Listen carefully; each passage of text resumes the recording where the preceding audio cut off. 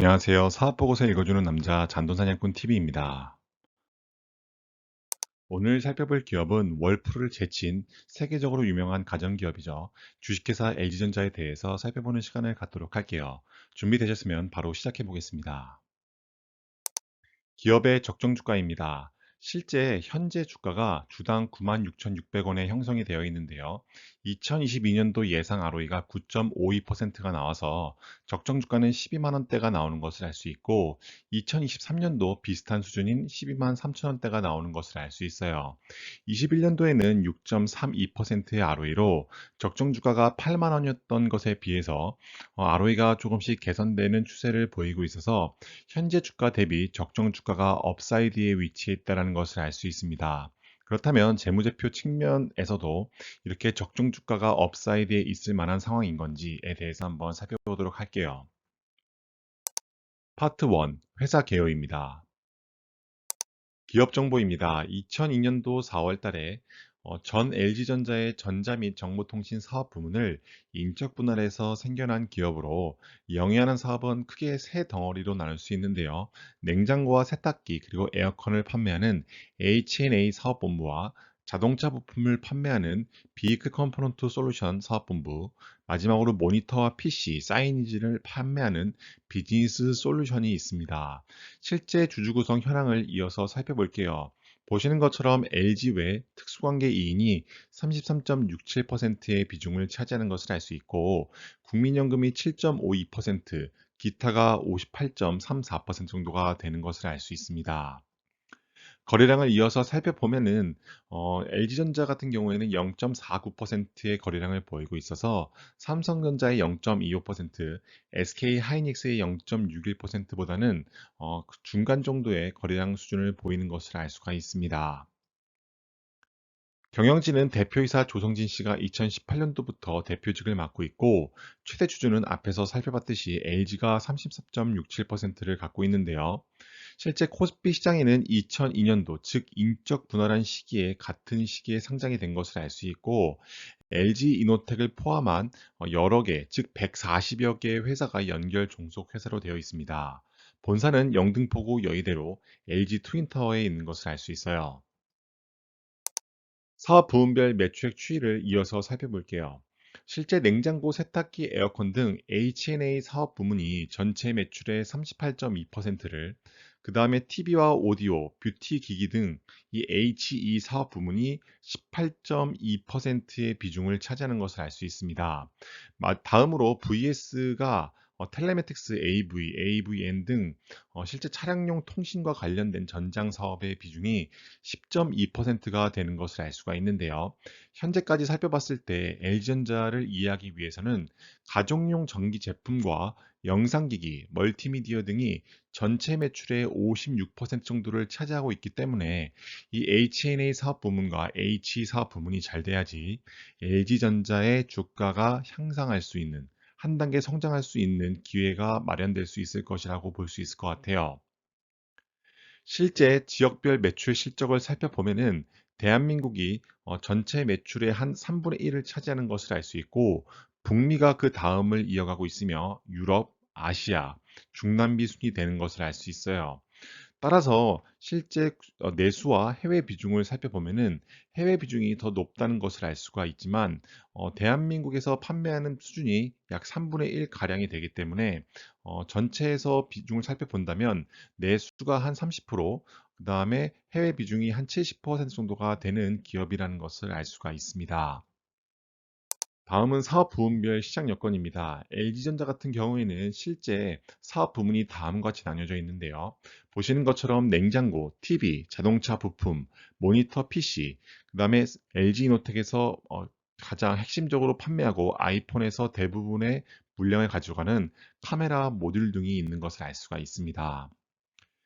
실제 LG전자의 사업연도 가동률을 살펴보면은 냉장고와 에어컨, 모니터 같은 경우에는 평균 가동률이 100%를 넘어가고 있기 때문에 증설에 대한 논의가 필요할 것으로 보여집니다. 하지만 세탁기와 영상기기, 텔레매틱스 같은 경우에는 평균 가동률이 높은 수준이지만 상대적으로 낮기 때문에 아직은 마케팅적인 측면에서 어떻게 더 수요를 끌어올릴 수 있을지에 대해서 논의를 해보는 것이 더 필요할 것으로 판단됩니다. 그렇다면 실제 삼성전자와 LG전자를 모두 다 알고 있는 대한민국 국민은 실제 이 각 기업들이 어떤 매출이 어느 사업 부문에서 발생하는지에 대해서 궁금하실 텐데요. 앞에서 살펴봤듯이 LG전자 같은 경우에는 냉장고, 세탁기, 에어컨, TV, 오디오, 뷰티 기기 등이 전체 매출 비중의 약 56% 정도를 차지하는 것을 알 수가 있습니다. 그 다음으로 전장과 관련된 차량용 통신에 관련된 것이 10.2%를 차지하고요. 실제 이렇게 삼성전자도 오른쪽 그림을 보면은 TV, 냉장고, 모니터와 같은 이러한 가전 생활용품이 전체 매출의 60.3%를 차지하는 기업이라는 것을 알 수가 있습니다. 그 다음으로 차이점이 나타나는 것이 바로 DS 부문인데요. D램과 낸드 플래시, 모바일 AP 등 이 부분이 전체 매출의 33.8% 정도를 차지하고 있기 때문에 LG전자에서는 찾아볼 수 없는 이 D램과 관련된 이 시스템 반도체, 그 다음에 비시스템 반도체, 즉 메모리 반도체에 대한 비중이 33%나 된다는 점이 차이점이라고 보시면 될 것 같아요. 파트 2 재무제표 분석입니다. 실제 자산, 부채, 자본의 연도별 증감률에 대해서 살펴보고자 하는데요. 좌측 상단에 있는 증감률에 대해서 먼저 살펴볼게요. 자본금은 증가하지 않은 상태에서 자본은 8%씩 성장했기 때문에 증자를 하지 않은 상태에서 계속해서 자본이 쌓여갔다는 것은 이익잉여금이 계속해서 성장했다라고 보시면 될 것 같아요. 그 기간 동안 부채는 6%의 성장을, 자산은 7%의 성장을 보였는데요. 2021년도를 기준으로 보면은 자본금이 9,042억 원일 때 이 회사의 부채는 33조가 되고 이 회사의 지배주주 지분의 자본은 17조 정도가 되는 것을 알 수가 있습니다. 실제 회사가 부채를 꽤나 많이 사용하고 있는 것을 알 수 있고 지배주주 지분 대비 약 2배 가량의 부채가 있다라는 것을 알 수 있기 때문에 부채 비율이 약 200% 정도가 된다는 것을 알 수가 있습니다. 하지만 부채가 높다고 해서 항상 위험한 것은 아닌데요. 이 회사가 그 부채를 감당할 수 있을 만큼의 이익을 창출할 수 있다면 전혀 문제가 되지 않는데 그것을 우리는 이자 보상 배율을 통해서 살펴보곤 했습니다. 보시는 것처럼 이자 보상 비율이 1을 넘는 14.67배이기 때문에 LG전자가 이렇게 레버리지를 사용하여도 충분하게 커버할 수 있는 현금 창출 능력이 된다라고 보시면 될 것 같아요. 2017년도부터 12년도까지 손익개선서 항목별 증감률에 대해서 살펴볼게요.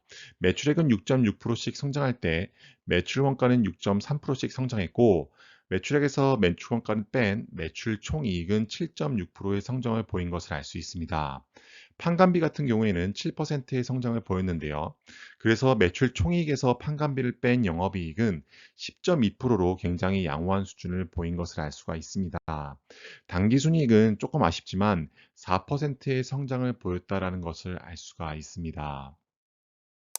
자산, 부채, 자본을 그러면 영업 성격과 비영업 성격으로 나누면은 어떠한 값이 나오는지를 살펴보는 것이 도움이 되는데요. 2019년도에 ROIC가 0.14%에 불과했는데 20년도에는 12.93%, 다시 2021년도에는 4.38%로 실제 ROIC가 그렇게 좋은 기업이 아니라는 것을 알 수가 있습니다.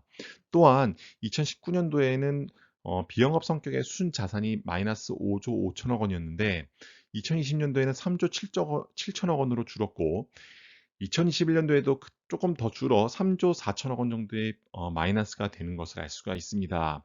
다만 아쉬운 점은 LG전자가 우리나라에서 대표되는 기업이고 이 회사의 비영업 성격의 순자산이 마이너스로 찍힌다라는 것은 회사의 시가총액 대비 조금은 아쉬운 점이라고 볼 수 있을 것 같은데요.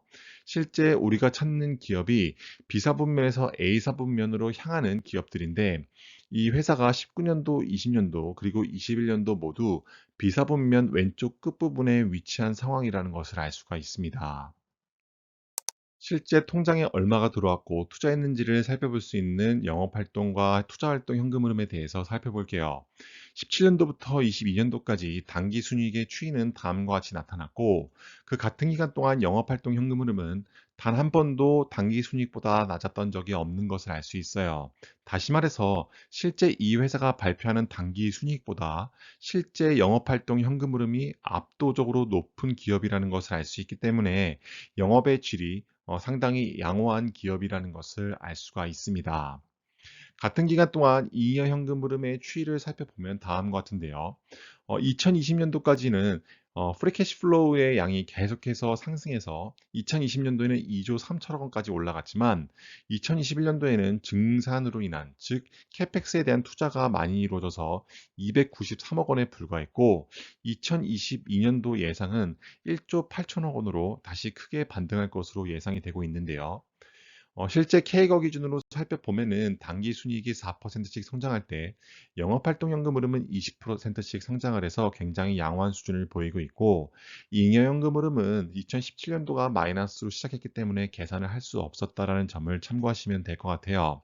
LG전자의 5년간 주가의 흐름을 보면은 0%대로 코스피보다는 높은 수준을 보였기 때문에 최근 5년 동안 주가 이 LG전자 주식을 갖고 있었다면 시장 지수보다 높은 성장을 보였다라는 것을 알 수가 있습니다.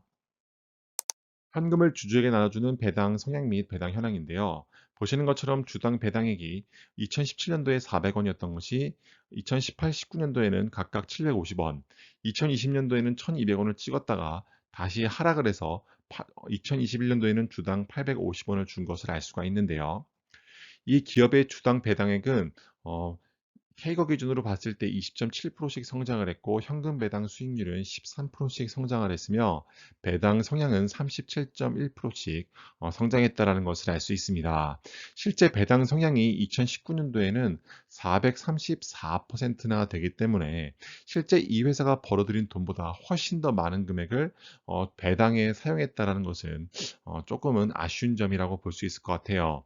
또한 최근 5년 동안의 추이를 보면은 2020년도에 주당 배당금이 1,200원으로 최고점을 찍었지만 다시 21년도에 2018년도와 19년도에 비슷한 주당 850원으로 내려왔다라는 점은 배당의 성장성 측면에서 봤을 때는 좀 아쉬운 점이라고 볼 수 있을 것 같아요. 국고채가 3년 기준으로 4.11%인 점을 고려해 본다면 실제 이 회사의 현재 2021년도 배당 수익률이 0.62%인 점을 고려해 본다면 배당주로는 갖고 가기에는 조금은 무리가 있어 보입니다. 파트 3 기업의 가치 및 재현입니다. 실제 현재 주가 대비 적정 주가에 대한 추이를 살펴보는데요. LG전자는 적정 주가가 12만 원대가 나오고 있고 현재 주가가 9만 6천 원대가 나오고 있기 때문에 적정 주가 대비 현재 주가가 73.8%에 불과한 것을 알 수가 있고 삼성전자 대비에도 저평가 구간에 머물러 있다라고 보시면 될 것 같아요. 오늘의 한 줄입니다. 수익성 측면에서는 나쁘지 않은 성적을 보이고 있는 LG전자입니다. 기업의 성장성을 보면은 실제 이 회사가 가전제품에서는 세계 1위, 즉 월풀의 매출액까지도 제쳤다라는 기사를 최근 보도로 접한 적이 있는데요. 이렇게 가전제품에서는 계속해서 높은 성장성을 보이지는 못하겠지만 꾸준한 성장을 보일 것이라고 예상이 됩니다. 지금 L전자가 더욱더 성장을 한 단계 업그레이드하기 위해서 전장 부문에서 굉장히 높은 성장을 보이기 위해 노력을 하고 있는데 아직까지 매출액이 L전자 전체의 10%에 불과하다는 점은 기업의 성장성에 얼마나 더 기여를 할지에 대해서는 좀 더 살펴봐야 될 것 같습니다. 저평가 여부에서 봤을 때는 실제 현재 주가 대비 적정 주가가 업사이드에 있기 때문에 아직까지 저평가 구간에 머물러 있다라고 보여주고요.